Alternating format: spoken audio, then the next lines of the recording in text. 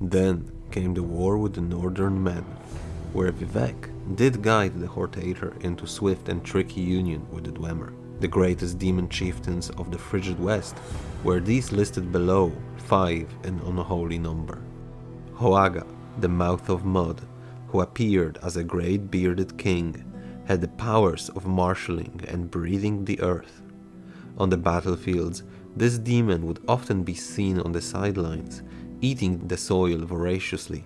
When his men fell, Hoaga would fill their bodies back with it, whereupon they would rise again and fight, albeit slower. He had a secret name, Fenya, and destroyed 17 Chimeri villages and 2 Dwemeri strongholds before being turned away.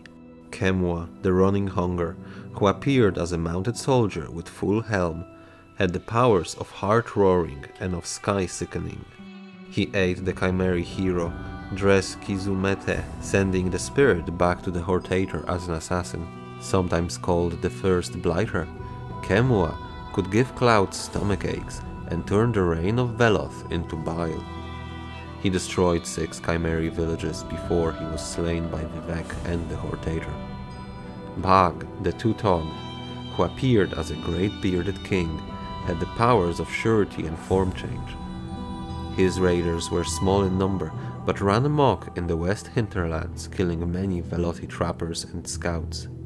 He fell in a great debate with Vivec, for the warrior poet alone could understand the northern man's two-layered speech, though Almsivi had to remain invisible during the argument.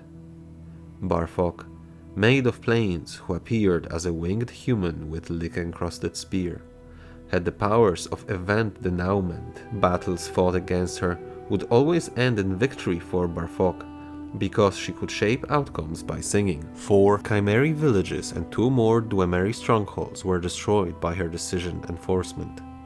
Vivec had to stuff her mouth with his milk finger to keep her from singing Veloth into ruin. Ismir, the dragon of the north, who always appears as a great bearded king, had powers innumerable and echoing. He was grim and dark and the most silent of the invading chieftains, though when he spoke, villages were uplifted and thrown into the sea.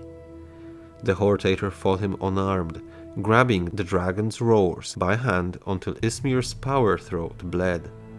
These roars were given to Vivec to bind into ebony listening frame, which the warrior poet placed on Ismir's face and ears to drive him mad and drive him away. The coming forth and driving away brings all things around. What I shall say next is unpleasant to record. Hermamora Altadun, Altadun. The ending of the words is Almsivi. The war with the Nords have come to Morrowind. There is little information as to exact date when this happens, as there were several conflicts between the two nations. One possibility is that this war was part of the Skyrim conquests when the Nords spread across the northern parts of the continent into High Rock and Morrowind. But then they held on to the lands of the Chimer for nearly 200 years. Eventually their empire fell to infighting, a civil war called the Succession Wars. This internal conflict weakened their control of Morrowind, in response to which the Chimer have allied with the Dwemer to fight a common foe. At some point the Nords began their hostilities anew, around the year of 416 of First Era. This time, however, they were prepared, as the Chimeri had the 3 living gods on their side. The Nords in turn have sent fearsome generals to lead the invasion, and only if one reads the 5 songs of King Wulfharth, it would be known that the same Ismir Wulfharth that is driven out by Vivec in this sermon returns later for the Battle of Red Mountain. Hoaga is none other than Hoag Merkuller, one of Kings of Skyrim, prominent leader and warrior. Here, he is said to possess power of reviving his fallen troops with mud. Kemwa had the power to summon acid rain, and also it is said he has eaten a Chimeri hero and sent his spirit to assassinate Nerevar. whether it means a literal consumption of his flesh to gain control and corrupt the Chimer's spirit, or figuratively he converted Kizumete to his side, is up for debate. She was one of the 500 companions, one of the 22 shield women, Isgramor's oracles, ended up killed by Vivec and Nerevar. Bag is another member of the 500 companions. Called Two-Tongued, he had ability to change forms and of certainty or confidence. It seems that refers to him choosing his fight more carefully, as he and his soldiers targeted easy targets, such as trappers and hunters. He was defeated by Vivec, who as a poet, well versed in the skill of orating, and Bag was known to use a layered speech, as if he could talk several things at once. Barfok could change the result of her battles, so that she always won. She was the daughter of Fokbar, one of the 500 companions that came to Skyrim to avenge the Night of Tears. Against a foe that cannot lose, Vivec had to prevent her from speaking in order to win. As Vivec had not yet possessed his signature spear, Muatra, he used his own penis instead to muffle the destructive song of Barfok. Then Ismir, the Dragon of the North. His powers are said to be innumerable, as he could learn them rather easily, as shown in the tale of Old Knocker from the 5 songs of King Wulfart.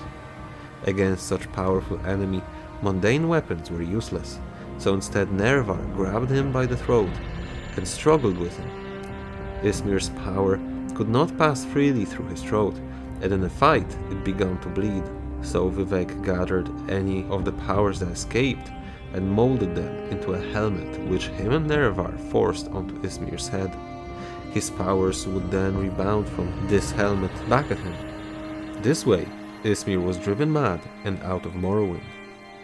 Now all these powers the Nords possessed were the dragon shouts, reality-altering vocal powers used by the dragons. This is why Vivec and Nerevar had to prevent them from speaking to win, as was the case with Barfok and Ismir.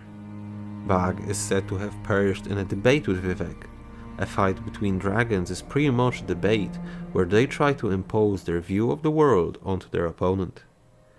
Kemua summoning the spirit of the dress hero also could be a power of a shout, as there are dragons known to summon undead such as Durnevir. Ismir is by many believed to be a dragonborn, as that would explain his mastery of the shouts. Where the other chieftains could use 1 or 2 of them, Ismir knew many, as he could learn them by simply observing dragons. The last paragraph is Vivec musing on the nature of the world, nature of violence, that armies come and go. Just like Anu avenges Nier, so revenge and payback is ingrained in nature of mortals. The last words of the sermon are in Elnofex. Hermamora Altadun. Altadun is a weapon. That much we know. Hermamora of course brings Hermaeus Mora to mind, the Daedric prince of fate and forbidden knowledge. Is Vivec invoking the Daedric enemy of the Nords? Or perhaps it is a praise, as Mora is known to hoard all knowledge, and he does know a lot on the nature of the shouts, as he taught Miraak, the first dragonborn. Did Vivec or Nerevar consult with Hermaeus on ways to defeat the Nord chieftains? However, Elnofex's words are known to have several meanings. Mora means forest. To Nords and to Bosmer, Hermaeus is a demon entity lurking in the forests, preying on the lost. He is also said to be the sibling of Mephala, Daedric prince of, among other things, secrets. Now Mora himself refers to his person as the riddle unsolvable, the door unopenable, the question unanswerable. He desires knowledge, longs for secrets to be exposed and learned. Maybe, just maybe, the composition of words, Hermamora, means a secret. Then the phrase would translate to secret is a weapon. But most likely, name of Hermaeus Mora embodies that which he represents, knowledge. In that case, the phrasing would be knowledge is weapon, or perhaps knowledge is power.